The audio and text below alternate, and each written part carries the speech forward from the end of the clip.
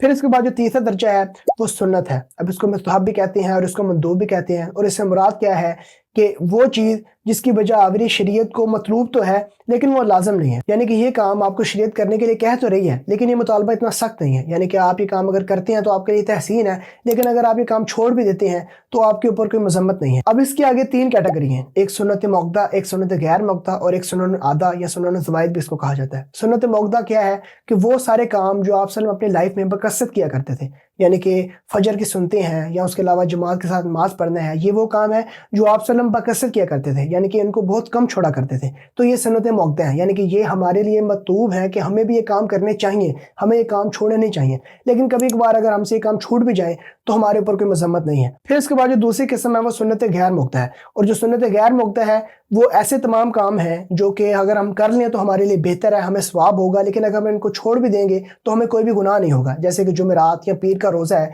ये वो काम है जो अगर हम करेंगे तो हमें सवाब है, लेकिन अगर हम छोड़ देंगे तो हमें कोई भी गुनाह नहीं होगा। ये सारे सुन्नत गैर मौक़दा है। फिर इसके बाद जो इसी की तीसरी किस्म है वो सुन्नत आदा या फिर सुन्नत ज़वाइद है। यानी कि आप सल्लम की जो आदात के काम थे, जो चीज़ें आप सल्लम को अपनी लाइफ में इनफरादी तौर पर पसंद थी, यानी कि आप सल्लम खाने को कोई चीज़ पसंद कर रहे हैं या पहनने के लिए कोई चीज़ पसंद कर रहे हैं, तो ये वो सारे के सारे काम है जो सुन्नत आदा या सुन्नत ज़वाइद में आते हैं। अगर हम इन कामों को करेंगे तो हमें सवाब होगा, लेकिन अगर हम इनको छोड़ देंगे तो हमें बिल्कुल भी इसके ऊपर कोई गुनाह नहीं है। ये हमारे ऊपर डिपेंड करता है कि हम वो काम करना चाहते हैं या नहीं करना चाहते। तो ये सारे के सारे सुन्नत आदा या सुन्नत ज़वाइद की कैटेगरी में आते हैं।